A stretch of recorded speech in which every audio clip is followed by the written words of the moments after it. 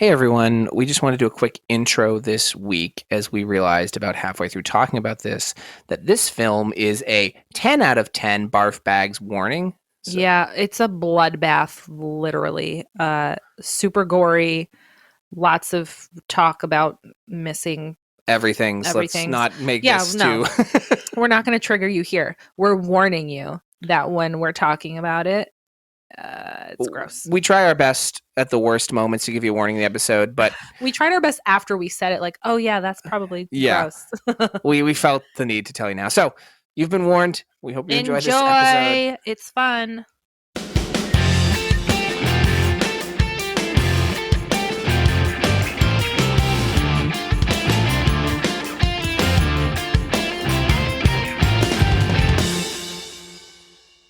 Hey everyone, I'm Ian. And I'm Sam. You're listening to Do I Like This, the podcast. Yay. Where sometimes I stumble into movies that were released in theaters. Usually because I suggest them. Yes. So this is our mainstream monthly movie. We did Piranha 3D, which we both mistakenly thought was an Eli Roth movie. Yes. But it's not. It just has a cameo from Eli Roth. A glorious cameo from Eli Roth. Yes, an incredibly wonderful, amazing Eli Roth cameo. There are so many in this movie. It's a collage of cameos. Yeah. So we kept referring to it as an Eli Roth movie, and I don't even know why. I really don't either. Neither of us have ever seen it. I remember the trailers, like being on TV back in the day or whatever, and I think it's because he was in the trailer, maybe, Probably. that I just assumed, or like my recollection made it say that Roth, it must be his movie. Right. So, it's not. It could have been, though. It's Alexandra Aja, right? Yep. Yeah. Who is a pretty renowned horror drama thriller. Well, not drama, horror thriller director. He's done a few remakes. Yeah, Hills Have Eyes. He just did Crawl, which is very similar to this. The underwater crocodile one, which we may do someday down the line. Gotcha. Yeah, so Ian came to me because we were going to do the original Piranha, but the way that this month worked out. Yeah, so the original plan for this month was to have Piranha and Piranha 3D, so we could do the original, this updated version, kind of in the same week. Vomiting, flu, sickness, life ensued. Nobody was vomiting. Someone was vomiting.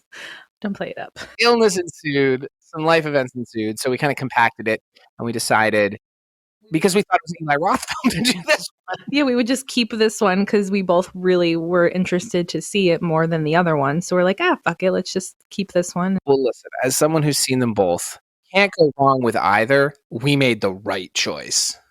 Yes, we'll get into that. Yeah. So Piranha 3D was from 2010.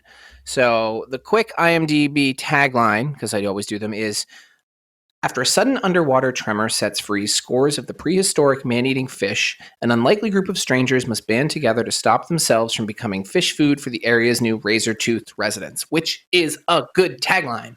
Yeah. Nice job, IMDb. Well, it's not really a tagline. It's like they're synopsis. 30-second elevator pitch. Yeah. Summary. Yeah. No, that's a solid one. We've had a good run of solid IMDb summaries. Now, Sam, I'm going to say, because you need to do it before we even talk about this, let's just go right in. So with the mainstream monthlies, Sam, let's give us the synopsis of this movie. Okay, so I looked on Wikipedia and I did not like the plot synopsis. I'm not cool like Tawny and from Two Chicks and a Horror Flick to write my own. I just can't. I don't have the time or patience, and she's really good at it. And I was like, I'm just going to find someone else who wrote one, like a better one. So I found a plot synopsis on IMDb. I can't find the name of the person who wrote it, but whoever you are, good job. It's a little long, but for me, I wanted to make sure that we included everything that's in this because so much random shit happens. And like I said, there's so many cameos. I want to make sure that we have all the actors' names because the Wikipedia one didn't have the actors' names listed in the description. So that way, because there's so many names, I don't even remember anybody's name in this movie, really. I just remember like, oh, that's Elizabeth Shue. That's, whoever. Adam Scott. whatever. This movie has everybody. Christopher by the way. Lloyd, Yeah, Vin Rames. I mean, everything. Yeah. So here we go. Fisherman Matthew Boyd, Richard Dreyfuss, in the most glorious cameo of all time. Not to derail you, but what an opening. Oh my God. Both of us were like, what the fuck? This is amazing. We took like a second to double take. We're like, Yeah. oh, it really is Richard Dreyfuss. Yeah. Yes. Matthew Boyd fishes in Lake Victoria, Arizona, which is fictional. It's based on, God, what the fuck is that lake called? Lake Havasu, which is like crazy spring break land. Gotcha. Totally makes sense when you see this movie.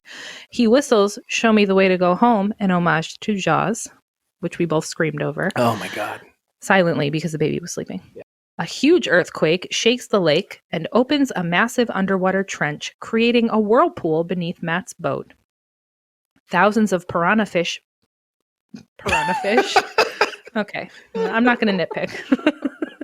I mean, it's right. Pour out of the newly opened chasm. Matt falls overboard into the whirlpool and is violently eaten by a school of piranha, leaving Matt's mangled body behind, to put it lightly. Meanwhile, spring break descends upon Lake Victoria, bringing thousands of college students to the area. Lake Victoria Sheriff Julie Forrester, that was her name, Sure. played by Elizabeth Shue, is having a difficult time juggling drunken college students' recent earthquake reports and her normal duties. Her 17-year-old son, Jake, Stephen R. McQueen, who is the grandson of the famous Stephen McQueen, looks on as his mother arrests a particularly rowdy frat boy. Jake takes in the spring break party atmosphere as he goes to pick up his little 10-year-old sister, Laura, from music class. On the way, Jake crosses paths with Kelly, Jessica Zor.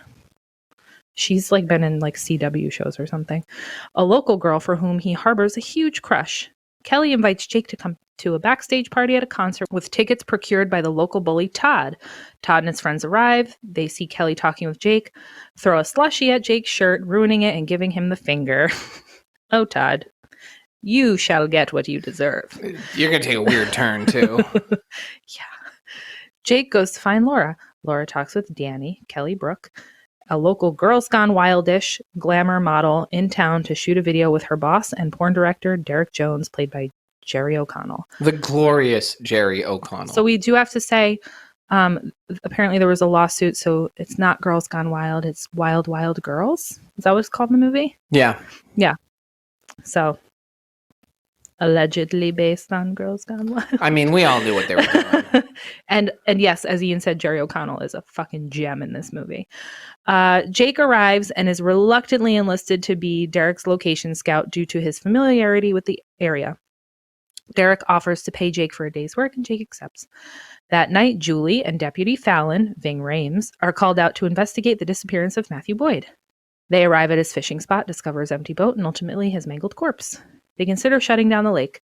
At home, Jake learns about Derek Jones from the porn site and is interrupted by his mother, Julie, who orders him to stay at home the next day to babysit his little brother, Zane, Interrupted and sister, twice Laura. by his mom, Julie. Yeah, while he has wild porn happening on the computer. Jake agrees to stay home and watch the kids tomorrow. The next day, Julie and Fallon learn that in addition to patrolling spring breakers, they must accompany a team of seismologists to investigate the newly opened chasm in the lake caused by the earthquake. Team leader Novak, Adam Scott, divers Sam and Paula take Julie's patrol boat out to the chasm. Sam and Paula swim down into the chasm. Paula waits at the chasm opening to maintain radio contact as Sam swims into the massive underwater lake. There, Sam discovers tens of thousands of unhatched piranha eggs. Sam is suddenly bitten and bleeds into the water.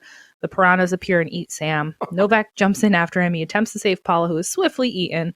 Bringing Paula aboard, Novak and Julie discover a piranha which had attached itself to her corpse, flopping around on the deck. They trap the fish and immediately take it to local pet shop owner, Mr. Goodman, played by Christopher Lloyd. He was also glorious. Marty! Goodman identifies the piranha as an extremely violent cannibalistic species that went extinct 2 million years earlier. They decide to evacuate Lake Victoria. I think I'm about halfway through now. Yeah. I think it picks up from here. Well, because we're about to hit a stretch where it's just right. murders. Right. It's just fish death. Yeah. Meanwhile, Jake shirks his babysitting duties and agrees to pay Laura agrees to pay Laura and Zane $60 in exchange for lying to their mom and staying in the house. Jake makes his way to Derek's boat and watches Danny and another model named Crystal dance provocatively on the deck. As Jake is about to board, he runs into Kelly, who confesses that Todd lied about having backstage passes and asks why he isn't babysitting his siblings. Derek interrupts their conversation. Being both inebriated and attracted to Kelly, he invites her aboard the party boat. Kelly agrees to Jake's annoyance. On board, Jake meets Derek's cameraman, Drew, played by Paul Scheer, who we love. The group travels to a remote part of a lake where Drew and Derek film Danny and Crystal swimming nude beneath a glass-bottom boat, which we will talk about. Iconic. Yeah. In its own special way. We're just going to, let's not even start that. Laura and Zane board at home, break Jake's promise, and take a canoe out to go fishing. They dock at an island and accidentally lose their canoe, straining them both. They manage to flag down Jake on Derek's boat, and realizing that they are the local sheriff's kids and that he's covered in cocaine, Derek fearfully allows them to board. Laura and Zane peer out through the boat's glass bottom and see many piranhas swimming beneath them. Back at the beach, dun dun dun, Julie and Fallon order an evacuation, which is promptly ignored by the partygoers. The piranhas arrive and kill many partygoers, forcing the survivors to flee for higher ground. Understatement of the entire year. Yeah. Notable deaths include Cowardly Todd, who commandeers a motorboat, runs over and kills many injured people still in the water. Many people. Until his engine stalls and his boat is capsized. Party Animal, played by Eli Roth, is decapitated by an oncoming boat. His name is Party Animal. That's so what good. It says here. So good. Fallon Ving Rhames grabs an outboard motor, and in the most glorious scene that I've seen in a very long time. Oh my God. Wielding it like a chainsaw, shreds numerous piranha until he is overcome by them and killed when they literally eat his feet off. Yeah. Novak seizes a jet ski and a shotgun, saving as many people as he can, and the survivors make their way out of the water. Derek, now high on cocaine, demands that they move to a new shooting location. Hold on. Now we're back to the Jerry O'Connell, Steve McQueen's grandkid. Yeah, there's two spots. We're just jumping party back boats and forth. And then the porn boat. Right. The way this is written is a little confusing, so just want to make sure people are hanging on. Derek, the porn director, now high on cocaine, demands that they move to a new shooting location. With Drew driving, the boat is entangled in a massive seaweed. Angrily, Derek takes control of the boat, accelerates, breaks free from the seaweed, slams into some underwater rocks. The glass bottom of the boat is shattered. Kelly's trapped below deck. Water and piranhas begin to flood into the boat. Derek, Drew, and Crystal are thrown overboard. This says Drew and Crystal are immediately killed, but we don't see Drew die, so we're going to talk about that. I'm pretty sure he's still alive. Me too. As Derek swims back to the boat, with Derek clinging to the side of the boat, Jake and Danny manage to pull him aboard, shocked to find that most of his legs and his genitals have been eaten by the piranhas. Derek seemingly dies, and Danny places a beach towel over his corpse. Okay, almost done, guys. More and more piranhas swarm into the boat, threatening Kelly, who is still trapped below. Jake attempts to pull Kelly to safety through a skylight. It's too small for her. Jake finally calls his mother on the phone. Julie answers, and with Novak at her side, they steal a speedboat. Below deck, Kelly... I don't think it's stealing at that point. I think they commandeer, yeah. An abandoned speedboat covered in blood. Below deck, Kelly bats off piranhas with a frying pan. Julie and Novak arrive, carefully reverse toward Derek's sinking boat, toss a tow cable across to Jake, who ties it on to the deck. Julie, suspended over the water, shimmies across the cable to Derek's boat. Danny, Laura, Zane, and Julie cross back into the speedboat. Numerous piranha leap out of the water trying to eat them. A piranha snags Danny's hair. She falls in the water, is quickly eaten alive. Laura, Zane, and Julie make their way to the speedboat. Watch as Jake unties the tow cable.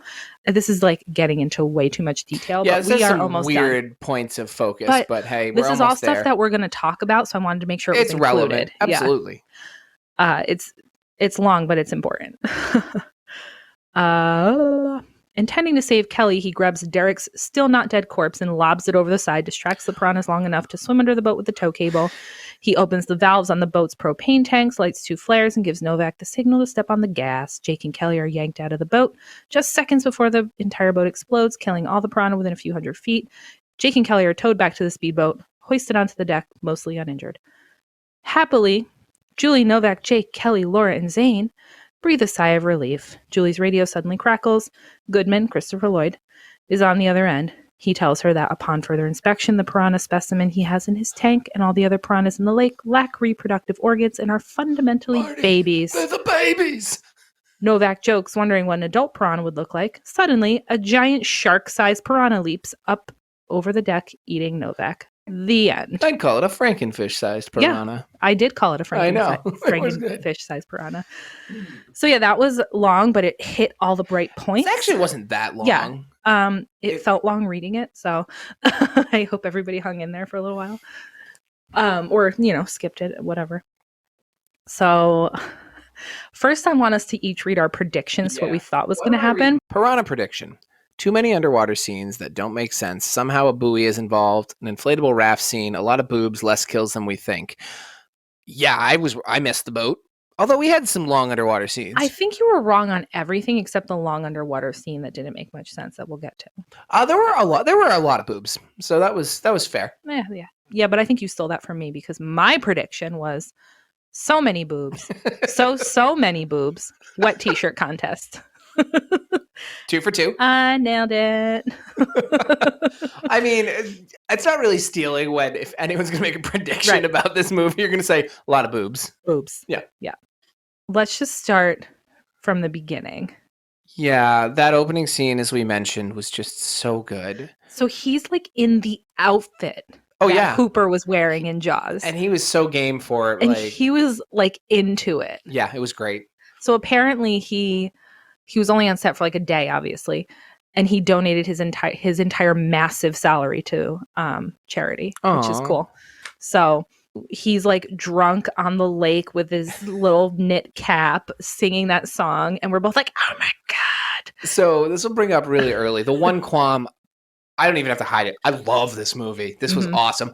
The one area where it fell a little short is sometimes the piranha graphics are kind of bad underwater. The CGI in this movie is really bad. It's okay when it's like on the boat or in the Christopher Lloyd's fish tank. But doing the mass amounts of them, they struggle. And not even that, just like the CGI in general is really rough. And so I don't know if it's because I think it was shot in like 2008 or something like that, 2009. But still, it was also 3D. Yeah, but they didn't shoot it in 3D. Oh. They shot it in 2D and they 3D-ified it. Tweaked it afterward. Interesting. So you can definitely see where the moments were. Oh, yeah. Where they meant it to be 3D. Which is fine. That doesn't bother me. Listen, nothing's like Silent Madness with the little tiny knife hatchet. Nothing will be as good as that. Ever. Right. It was really rough. Like the earthquake underwater. Yeah. The underwater scenes look like a cartoon. They did have the underwater scene where Sam gets in the cave and he gets bit and he lights his signal flare and all of a sudden there's like 1,000 of them just sitting around in a circle. Fun, was though. Awesome. Yeah. So that one was well done, but when they're attacking and biting and frenzying, it's not good. Yeah, so the only thing that saves that is the gore level and the the effects, the special effects. So the head of the special effects team is the guy who does The Walking Dead, Greg Nicotero, who's super talented. He nailed it out of the park. He did such a good job on this. So I was concerned because I knew it had like a pretty big budget. Yeah. I knew that it was $24 million budget, kind of like a tongue-in-cheek type look at it. I didn't expect it to have like the production value that it had. I didn't expect it to have the acting talent. Oh, yeah, it trip and fall over an A-list actor in this movie. Right. It was so surprising to me. A pleasant surprise. Yes, very. So the one comment I had was when the earthquake opened up when the earthquake caused the chasm and all the fish were coming out, I wrote, oh, it's the piranhas from the ice snake hole that you and Brett watched. From Boa. Yeah. So I didn't know any of the plot of this movie. Same. At all. And so that like cold open there with Richard Dreyfuss, then the movie begins on crazy pants spring break. Like, I don't know if anyone has seen like videos or pictures of Lake Havasu. Like, it's just boats on top of boats and people everywhere. Like, yeah, it's like MTV spring break. It's level nuts. Of people. And so I wrote, it's basically a Girls Gone Wild video, not realizing that a major plot point is allegedly based upon the Girls Gone Wild. We could probably take allegedly out of there. It was clearly based upon the Girls Gone Wild trend, which I had completely forgotten about since it was so long ago, and then the internet kind of are they over? Are they like them. Over now? No idea. Do they not make them anymore? I don't know. They probably evolved into some form, but I had completely forgotten about them until that. But it's funny because like we had commented a few times while we were watching this, like, I never like went away for spring break. Same. I always just like worked or I didn't have like money. hung out with my friends or whatever. Like I never like went to a destination for spring break. The closest I ever came was, I think I just said it in the last episode. When I was a kid, we would go down to the Jersey Shore, and sometimes we would like walk by the spring break set for MTV or something. But to us, we were like, wait, is this shit real? Like, this is wild. Do people actually do this? And apparently they do. Y'all are crazy. I joked to you while we were watching this. Listen, I like people. I'm pretty extroverted, but I'm also an extroverted introvert. That's my nightmare. Oh God, yes. I don't. Too many humans. One of my family's jokes about me growing up is I don't like lake bottoms touching my feet. So like this movie was gross in a lot of ways. Like lakes to me, I enjoy a lake. I enjoy boating on a lake. Swimming in the lake, don't want my feet touching the bottom of a lake. So a lot of this movie was like some of my nightmares of like, oh, this wet lake is gross and filled with people, and the bottom of this lake is filthy. But then there's also boobs, so it's like I know. Listen, I love boobs just as much as the next man. Everybody loves boobs. Let's be serious. I really hate crowds more. Yes, absolutely. So here's where we get Elizabeth Shue, who's our sheriff. She's the Daniel San's girlfriend in Karate Kid. She's Marty McFly's girlfriend in Back to the Future. She's been in so many things. She's Steve McQueen grandson's mother in Piranha 3D. Right. More importantly. So she's a sexy cop. She's a badass sexy cop, which is established by her like beating up a kid. She kind of, her outfit reminded me of the stripper cop from Beast of Bray Road. See, it reminded me of Rick from The Walking Dead, like that tan cop suit. Yes. Yeah. Yes. Similar. The fit though just reminded me more of the stripper cop. Oh boy. So then we're introduced to our main character, Jake, and then we're introduced to his love interest and whatever, and the whole like, I fucking hate love stories. I hate love stories. Not necessary. Actually, Kelly and Jake are my least favorite actors in this movie. God, yeah, they're not my favorite either. I had a hard time. Their whole plot line, she didn't need to be involved in it. Just have Jake be out with the shenanigans. Yeah. That was like that was the only forced like that plot that whole like climactic moment. So where the two siblings could have been down there, you know? You already had multiple people on that boat. If you're gonna have the siblings and her, you have a redundancy of distress. Yeah, it was a little much for me. Let me just go out there and say it. So she comes on, she gets kind of convinced by Jerry O'Connell's character to come on the day trip with the wild girls. At which point I'm like, she's going to show her boobs. This is going to be a whole thing. Like they're just setting up, these boobs. Yeah. Never does it. I think the closest they got to it was her like sort of being forced to make out with that girl. All right. That was uncomfortable. So, okay, let's talk about this. So Jerry O'Connell is Derek. Talk about implications. He is so fucking gross and creepy. He's such a rapey dude in this movie. Outstanding job. So good. Outstanding job, Jerry. Every time he was on the screen, he stole the show. So funny. I was dying. He had the best line of the movie. He had all the best lines in the movie. Jerry. Well, so like when he's first trying to get Jake to like come aboard, he's like, you're a townie, you gotta show us all the spots, gotta show us all the G spots. And I'm like, oh God. Dude, the way he delivers it, it's like the slime comes through the screen. It was so really good. You saw him and you're like, if I didn't know you're acting, I believe you do this for real. He was so creepy. And then that like white hat he wore. The red Speedo. Oh, so good. Well, so him and Paul Scheer as his cameraman was so funny because he was also he had the sunscreen. Paul Scheer's wonderful. And like the fisherman hat. And so he was like super creepy too. The two of them together when they're filming the girls swimming under the water are like, oh yeah. And you're just like, oh no. Yeah, they're like, oh, they were saying the creepiest shit. Hold on. So good. I wrote one of them down. At one point, they're filming the two women totally like full frontal nudity, swimming like mermaids. They're totally naked. They're doing like a weird synchronized swimming thing to like a famous opera. At one point, Paul Scheer's like, they're like fish with boobies. And then Jerry O'Connell's yelling, put your ass on the glass. Put your chocha on the glass. Like, what the fuck? But they did it for so long. It was like 3 minutes long. I think Paul Scheer at one point is like, oh, if fish looked like that, I'd fuck a fish. Yes, like, it was yes. so it was so creepy. We were dying because we're like, wait, what is happening here? This has got to be a joke. And like you said, this scene is so long. They both They've would have been dead. drowned. Yeah, they both drowned many minutes ago. And I'm pretty sure it was a 3D scene. Yes, which absolutely. is one of the best ideas for a 3D Oh my scene God. I've ever heard of. I totally agree. I want to watch it in 3D just to like see how some of this played out. It felt like the porn version of The Little Mermaid was happening. It was so bizarre.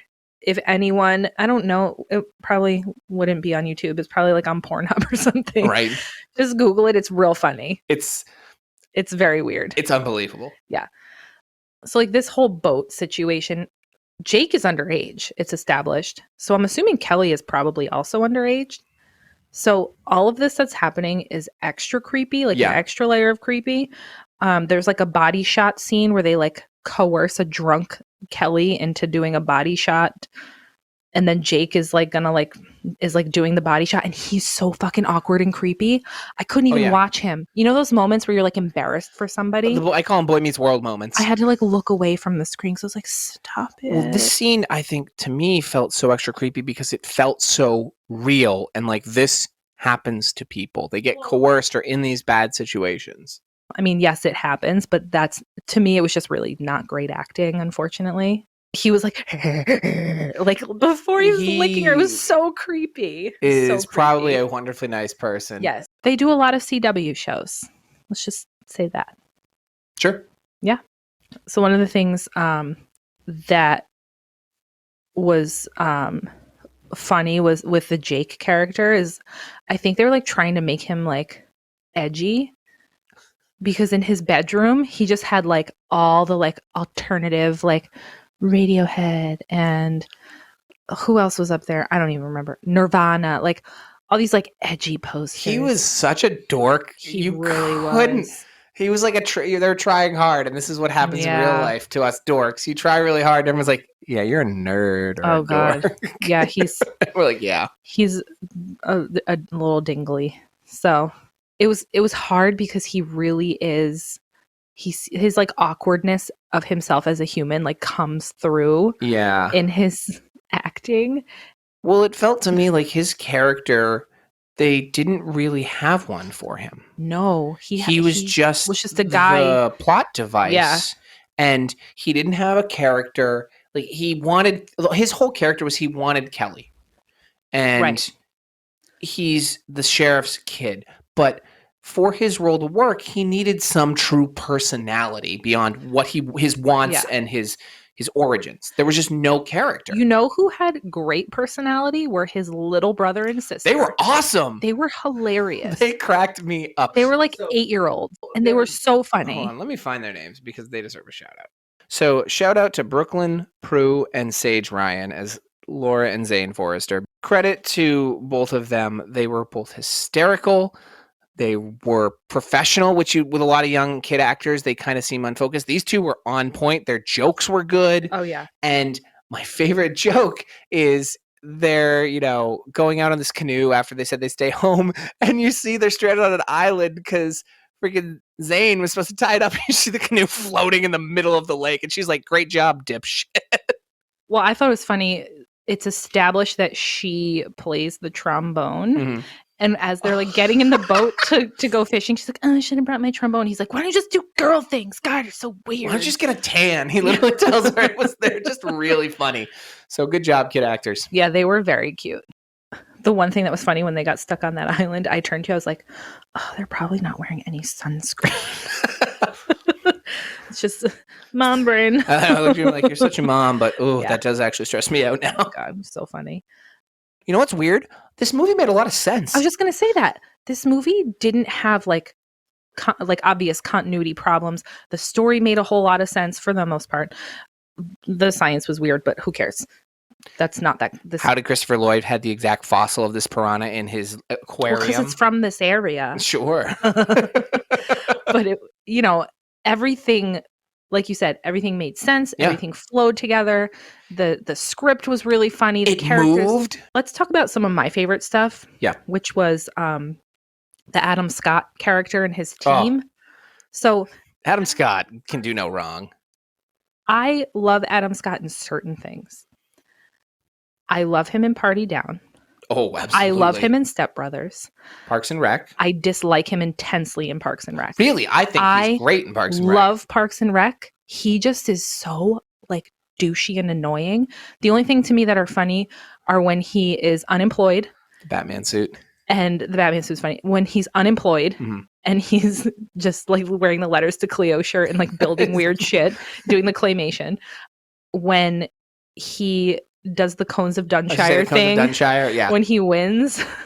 And that's like pretty much it. Like there's like a couple little things, but for the most part, for me anyway, I know this is not a popular opinion. I enjoy him in that. He to me is like so unlikable in that show, but I do enjoy him in this movie. So he's like the lead science guy. He's got glasses and the floofy hair, and his glasses are amazing. And can rock a jet ski. They're amazing. So the only problem that I have is that in the bloodbath scene, which we'll get into, he kind of turns into like an action hero, and I am not buying it. No, Adam Scott's not an action hero, but that's, I mean, you know what? It was funny. I bet Adam Scott could be an action hero because we've got Bob Odenkirk becoming an action hero. We had Liam Neeson's turn. So I'm just waiting for Adam Scott, in his 50s to take that action hero turn. I don't think Liam Neeson was never not like an action hero. No, but he turned hard into it. He did. And Bob Odenkirk has the look. Bob Odenkirk has the look of, I'm going to get punched a lot, but I'm going to keep punching you. Yeah. Yeah. Well, if you saw... because you haven't seen Breaking Bad, but if you saw Breaking Bad, you would see that he has it in him. I have seen 3 episodes of Breaking Bad, and I've loved it. So you take that back. So I think one of the things that I like the most, even though the CGI was not great, was when his team, the two, Sam and Paula, go down into the chasm. And what they figure out is that there's a subterranean lake underneath the lake that was connected by a small tunnel that got opened during the earthquake. Nothing gives me more dread than the idea of scuba diving in caves. Scuba diving, absolute nightmare. Period, is horrifying to me. I like the idea of scuba diving, but cave scuba diving? Caves in general make me nervous because of the like claustrophobic aspect. Put it underwater. No, thank you. No, with thank you. With a scuba suit. And I am in literal hell. Yeah, that. And it's like, it's not just cave. The opening is so narrow. Oh my God. That it's claustrophobic underwater cave. So terrible. Ugh. So the joke that we had was, so the woman is in a full wetsuit. Yeah. The man has a sleeveless wetsuit. And Ian's like, oh, gotta show his guns. I was like, no, he's got to get cut so the piranhas get him. Which you were right. And I actually joked. No, I actually was only sort of right. Right. You were sort of right about that. Actually, hilariously, his arms are out, but his hands have gloves on. So it's actually the glove hand that when he takes the glove off gets so stupid. So what happens is he goes into the tunnel to go to the subterranean lake, and the woman stays on the outside to not lose radio contact with. Well, and she's Scott helping him with, like, they have like one of those rope lines that they smartly do. So he goes in, and it's like cavernous and vast. It's cool. And for me, I immediately was like, ooh, that is horrifying, and I love it. Yeah.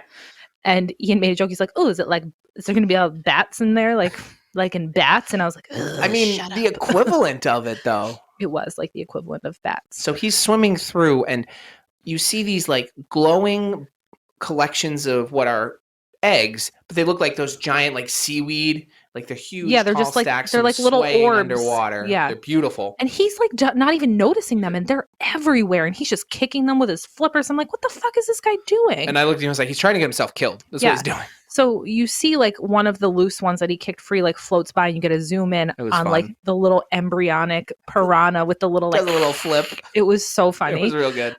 So then he's swimming around. He finally realizes like, oh, let me check these out. Motherfucker takes off his fucking glove. Why would you do that to touch a foreign object, first of all? Exactly. Okay. Like you're a scientist. Mm-hmm. Never take your gloves off. Not necessarily. He could just be a professional diver.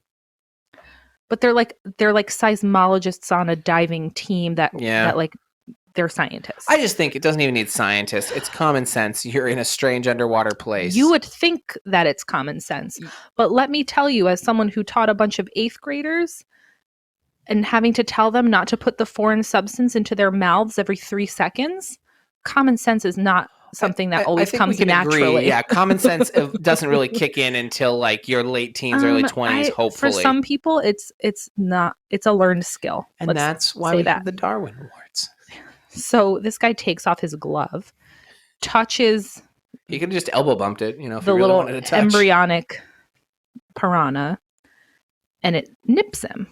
Right? Is that what happened? Almost. As he's touching it, once he touches it, one piranha flashes by. Oh, that's what happens. Yep. I knew something bit him. Because I think in this weird way, they were just feeling him out until he starts touching their territory, and then they get aggressive. I think that they were like protecting the baby. Exactly. So he was like, oh no, something bit me, whatever.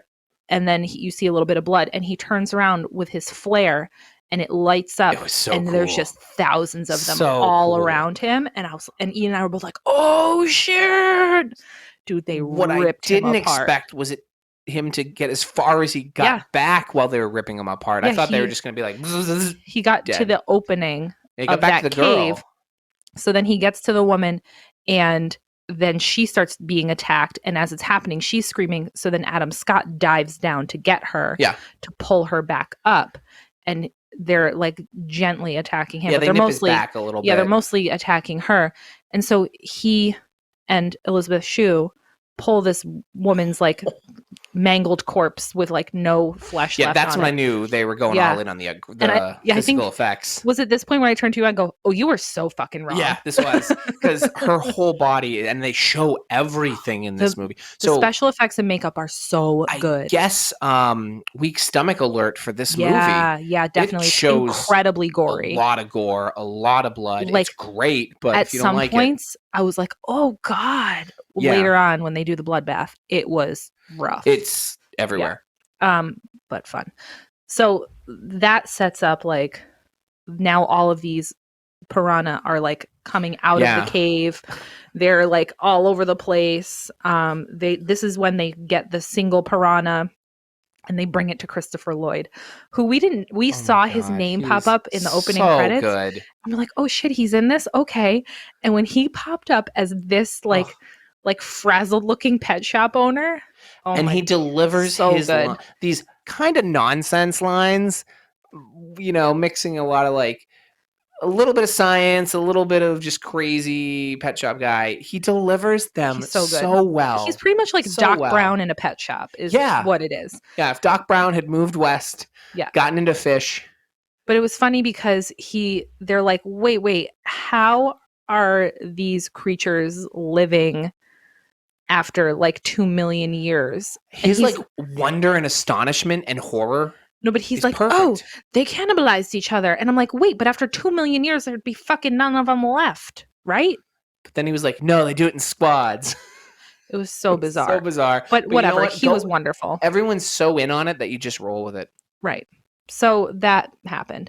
Then we move into what I'm going to call like the build up into the bloodbath. Like it is Party City. I don't even know if I've seen anything. It's a flotilla of party. Yeah, but I don't know if I've ever seen anything as like graphic and gory and ridiculous and wonderful all in one spot. I mean, it's like what you imagine happens in like Resident Evil movies off scene that you don't see when a city's overrun. The only thing that I can think of in my head that is sort of comparable, except it's way sillier, funnier, whatever, way more tongue-in-cheek, is Ghost Ship, that whole beginning sequence, which is incredibly dark and disturbing and wonderful, and I love it, and it's just murder for many minutes. Yeah, in like the dance hall. And So this is that. So it starts off with a parasailing girl with her boobs out, and it's just boobs everywhere. I think I looked at you and I'm like, because she was touching down in the water and coming back up, and I'm like, I want her to come up and her boobs have been eaten. That would have been hysterical. Well, Jerry O'Connell is like, they're filming from afar, and he's like, get the flying tatas! I know. And he's like screaming and Jake's about like seeing his siblings on an island, and he's worrying, and Jerry's like, you're missing my shot! Ah! So they dip her in the water and her legs get eaten, whatever. And then they pull her up. Great. It's amazing. Great. It's excellent. Then we get Eli Roth at the wet t-shirt contest And this is where the flotilla is. This is where all the boats are. This is like the main event. And oh my God, Ian. I know. Wait, you have to pull up the quotes Yeah, I because got it. he was yelling about boobs. And my favorite one that I wrote down, he's a creepy MC. He's yelling about all the boobs in the wet t-shirt contest. And it's just the creepiest things he could think of. I'm sure were ad-libbed. One of them said, "Show me those Danny DeVitos." Oh my God. She said, "Show me those chest tomatoes," which I don't even know. Glorious. Oh, at one point he said, "Show me those Brad Pitts." Yeah. I guess that differentiates between like the great boobs and the not so great boobs. the Danny DeVito. The Danny DeVitos and the Brad Pitts. Kind of like frumpy. And the Brad Pitts are tight and well cut. I don't even know what "show me those chest tomatoes" are. Oh, that sounds disgusting. Well, because tomatoes comes in all different shapes and sizes. Well, so yeah. Well, to me, I'm just picturing like a misshapen, like blob, really giant red nips. But because Eli Roth doesn't discriminate, he welcomes all kinds. Or as IMDb counteracts your description, actually just calls him wet t-shirt host. Well, our guy on IMDb called him party animal. I like party animal. Sheriffs pull up in their boats, and Vin Rames shoots off his gun and is like, "Lake Victoria Sheriff's Department, we're shutting down this lake." And everyone's like, "Ha ha ha," and the music had stopped for a second, and Eli Roth looks and goes, "Hit the music, DJ Chocolate Thunder." Like everything is so ridiculous. Yeah, everything is like a big fucking joke, thank God. Because if they were saying this in any other way, except for it being like silly and ironic, I would be like, ugh. Well, isn't he wearing like a fuzzy white hat and like he just looks like a DJ? He looks like one of those guys. You guys know. Yeah. So this is where the bloodbath starts, and because everyone's jumping in the lake and ignoring the sheriffs. Right. Now. So suddenly, the piranhas, you just see them like swimming, and then they go up and they eat a girl's butt through an inner tube, and then she just like goes down in an explosion of blood. Crazy. So basically, any way that a person can die, they die in this scene.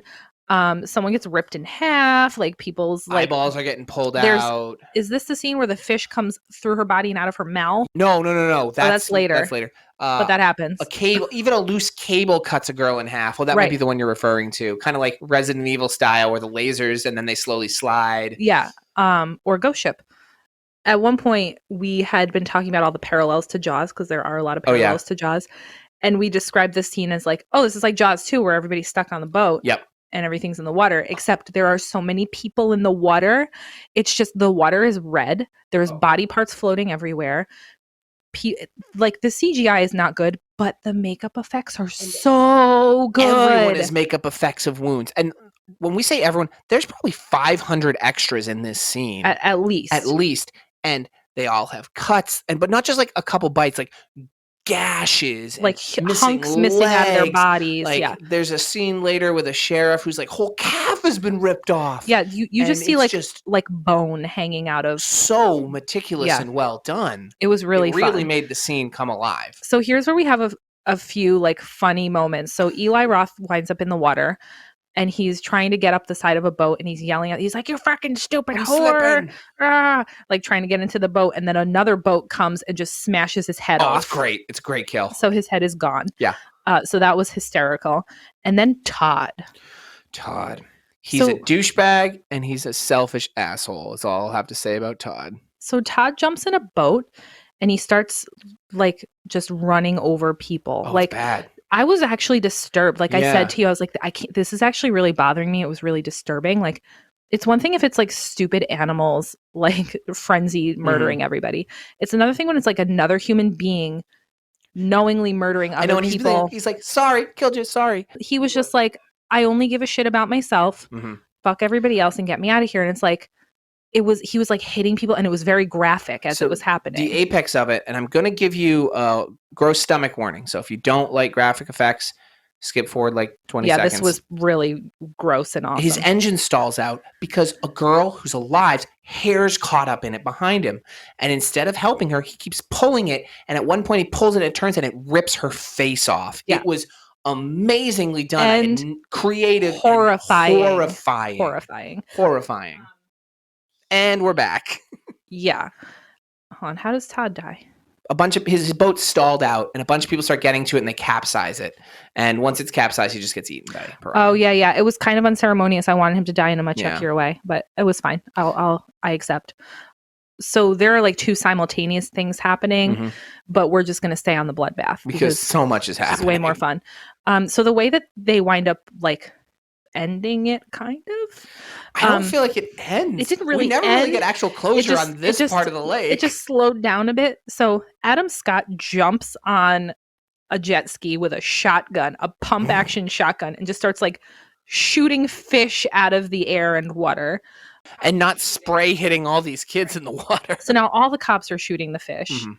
which we were like, they're gonna shoot Sure. people, but okay, whatever.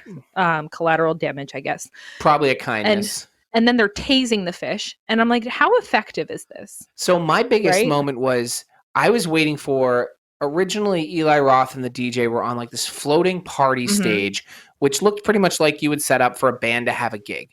But it was all floating on those like big blue barrels on a raft. Everyone was overloading it. It was tipping. I kept waiting for it to hit the water and like electrocute everybody. Yeah. But it didn't happen. I was No. bummed. Oh well. And then when Can't have it Elizabeth all. Shue stuns them, it literally kills one piranha. Yeah, it's Instead of killing them one at a time. electrocuting everything in the local But I don't think they're vicinity, that but powerful. But still, it's still electricity like and water. one thing at a time, like one fish at a time, I guess. I guess my biggest question in this scene was everyone was just cowering in their boats. They were loading people onto them. No one was taking them to land and coming back to try. Like, it was a really disjointed effort to try and mitigate it. I think they were just all real scared, and they probably couldn't move because all the boats were like on top of each That other. is pretty fair. Who knows? And there were a Listen, lot it of would have people. There ruined were hundreds of people in the water. It would have ruined the moment. So then we get the scene. My favorite scene in the Yeah, movie. easily. Ving Rhames. Somehow he's near land. Well, because at this point, a bunch of people have made it to the shore. He rips a boat propeller off of a boat. Rips one off like a little fishing boat. He fucking holds it like a chainsaw. He is my hero. Yep. This is my favorite horror movie moment in a very long time. He's the hero we don't deserve. He just starts mowing these little motherfuckers down. He's So standing good. like waist deep in water, just like going wild. And we were both like, yes! It was so good. I was kind of confused how they were overwhelming and swarming him because that felt like an effective way to slaughter them in mass. But yeah, they slowly like seem to. But he fights to the end. Right. We don't see him die.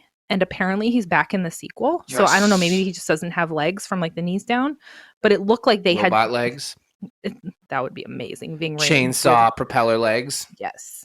It looked like as it was happening, they were like grinding down his legs because he was sinking deeper and deeper into the water. I don't know. But he just kept fighting and I love it. But I'm glad he probably lived, I think. I don't know. So eventually Elizabeth Shue and Adam Scott commandeer a boat and head out because Jake had calls and it's like, hey, I'm so sorry. I have the kids. They didn't stay at home. I wasn't babysitting. He's like, we need help. I'm on a sex boat with the kids. Come get me. So Kelly's here too. While all this is happening at the sex boat, they finally start to see a few of the piranhas. The boat crashes into the rocks. And so Jerry O'Connell and the blonde girl, because there's a brunette girl and a blonde girl, they fall off the boat together and the fish come at them. And Jerry O'Connell's character, I just love him. He's like a sleazeball to the end. Oh my God. He pushes the girl at the fish. Yeah. Like, take her instead. And this is the moment where the fish comes through like her body eating her. And works its way out of her mouth. And it was such bad CGI and so fucking fun. It must have been so much fun in 3D because you know that was a 3D effect. Absolutely. That's up there with the Hatchet. I'm not going to lie. So good. Yeah.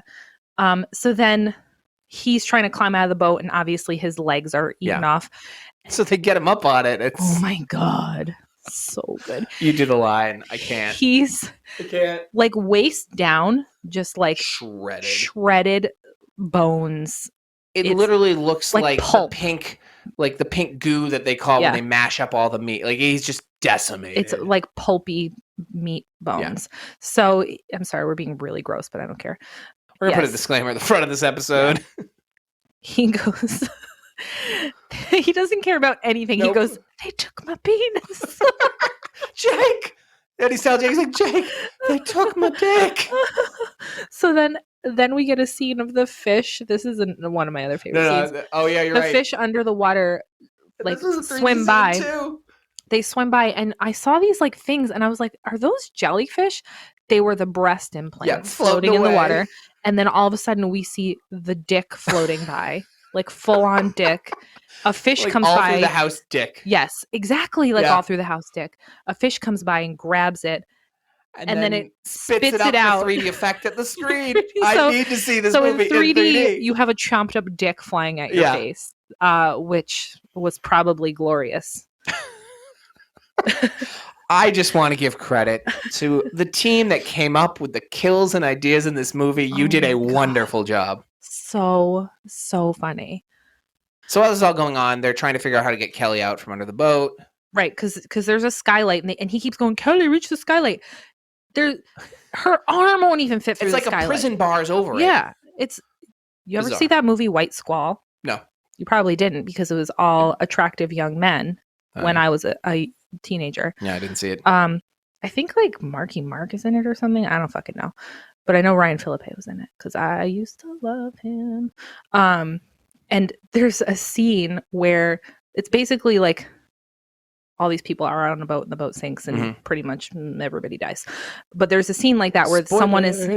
Oh yeah, sorry, spoiler alert. 20-year-old movie. There's somebody. They're all ghosts. I can't remember. It might have been like the wife or something was like down in the cabin area. And they're like trying to get her out through this tiny little hole. And that's all I could think of was like, yeah, like, you guys not thinking about this isn't going to work. Think about other ideas. Stupid. Well, it almost felt like, and they just kept doing it. And I was getting so annoyed. It almost felt like they didn't know what else to do. So instead of not doing anything, they felt like they were trying, even though there was no way it was going to work. Yeah. So all the good stuff in the movie, like this felt like a slog for a little bit. Yeah. It was kind of annoying, but whatever. But relative, because the slog in this movie was like it took up a couple minutes of a fast-moving, crazy film. Right. So Adam Scott and Elizabeth Shue get there. Right. So they wind up kind of saving the day. They get everybody over to the boat. The one girl dies, like I said in the synopsis. It was funny because before the Frankenfish fish at the very end pops out, I had said to you, they do the tow rope between the boats and they're shimmying. Put them in a bucket and you got Frankenfish. I was like, oh man, they're shimmying like Frankenfish. So I don't know. Maybe they stole that because Frankenfish was a classic. It was a classic. Still is. Go watch Frankenfish. So it was funny. So Jerry O'Connell's character we thought was dead. He's covered with a blanket. Jake goes to throw his body in to distract the fish so he can go save Kelly. And we get this little jump scare where he grabs Jake and Jake's kind of looking at him. He's like, Jake, wet t-shirt. Like, oh God. God, he was such a great creep till the end. Jerry. Yeah. Rest in peace. So funny. Come talk to us about shooting this movie. Are you devout listener of Do I Like This podcast? Right. After he gets done listening to Howard Stern, because he's a big Howard Stern fan, he listens to Do I Like This the podcast. So this whole ending is like whatever. It was super predictable with you see the propane tanks. I'm like, oh, he's going to fucking blow up whatever with the propane. But the thing that annoyed me was 2 small propane tanks. He lit with a flare. Killed all of the piranhas. Yeah. So none of them were over where the party boats were anymore. For a moment, I was annoyed at that, but then I realized I just want more of these films, and that's a great loophole to not solve that. And we really get zero. We actually don't know what happens in the grand scheme of things because it ends on the boat right here. It just ends when Adam Scott, because Adam Scott, like the hallmark of any character he plays is that he just is like that guy who's like, he's got like a dry sense of humor. Right. He's like, has like real reactions to real situations. He killed it on this boat at the end. So they're like, when they get the radio call from Christopher Lloyd, like they're the babies. He's like, what's like, wonder what an adult's going to look like. Yeah. And then it just is like, massive shark-sized piranha. Even before that. So as everyone's back on the boat and they're like comforting everyone and like everyone's kind of acting a little bit, Adam Spot feels real because he's walking around looking like, fuck, that just fucking happened. Holy shit. Yeah. He's like, this is ridiculous. Like, wow. Yeah. So that's exactly how you would be. Yeah. So I loved him in this. Yeah.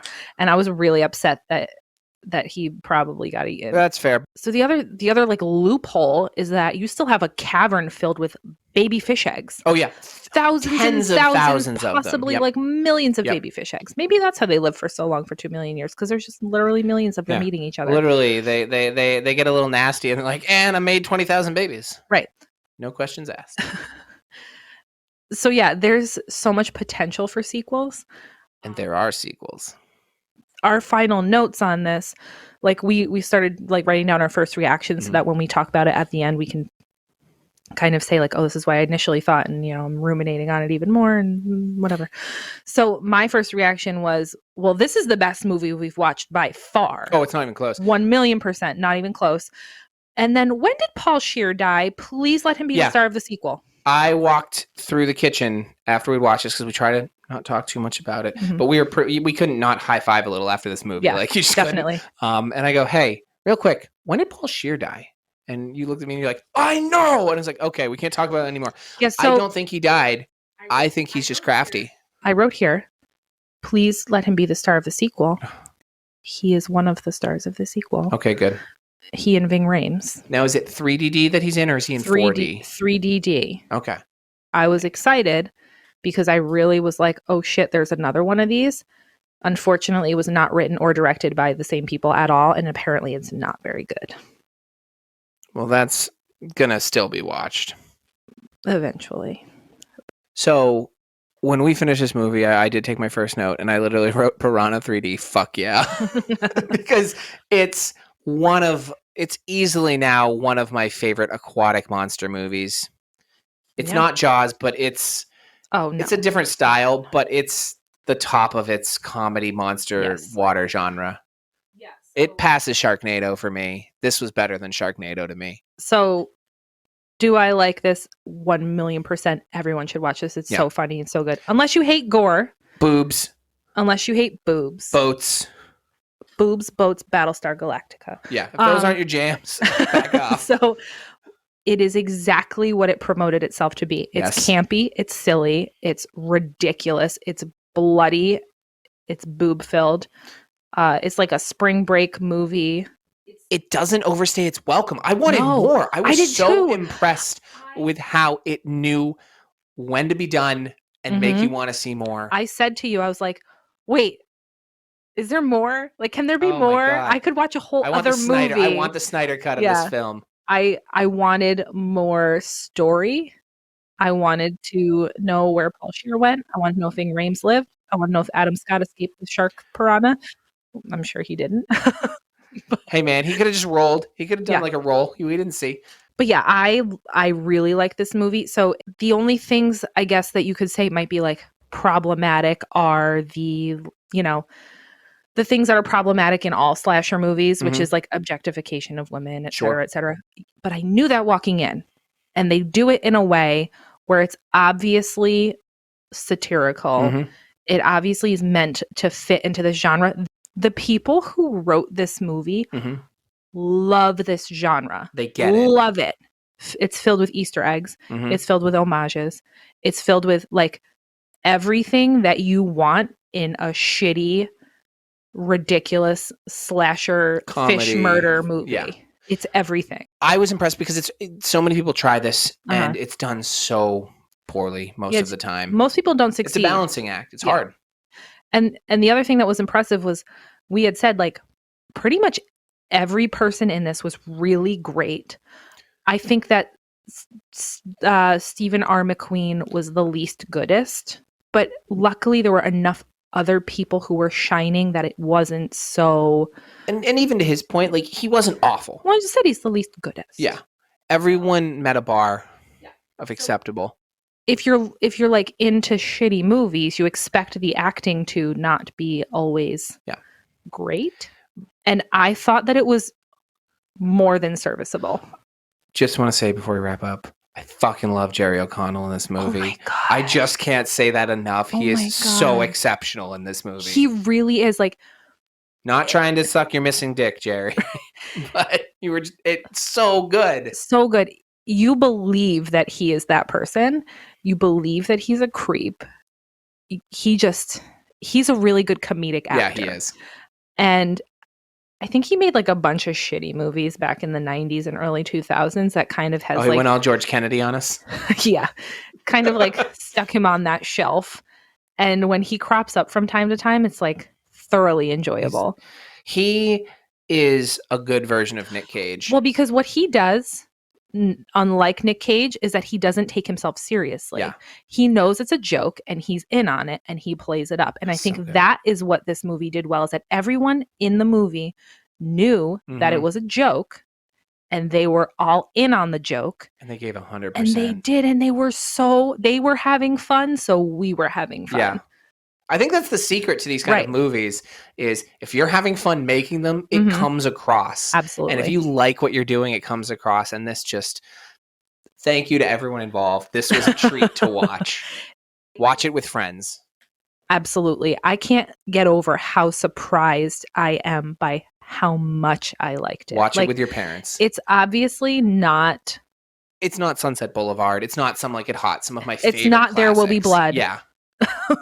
But there will be blood. There was blood. In Piranha There's still 3D. blood. There's so much blood. That lake will never not have blood. Right. Or lawn chairs.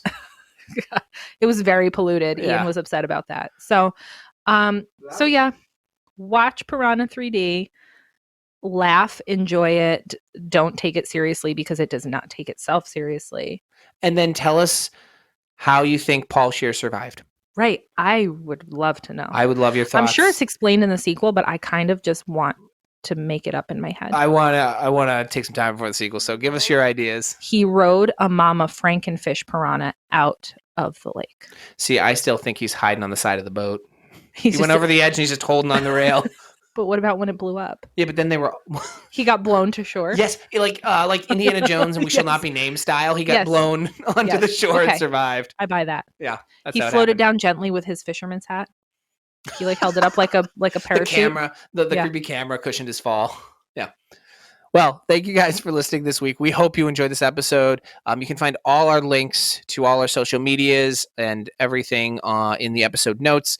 Please, as always, if you enjoy us, rate and review us and subscribe on Apple and iTunes. It's a big difference maker for us. We just passed over 3,000 downloads so far. So thank you all for listening.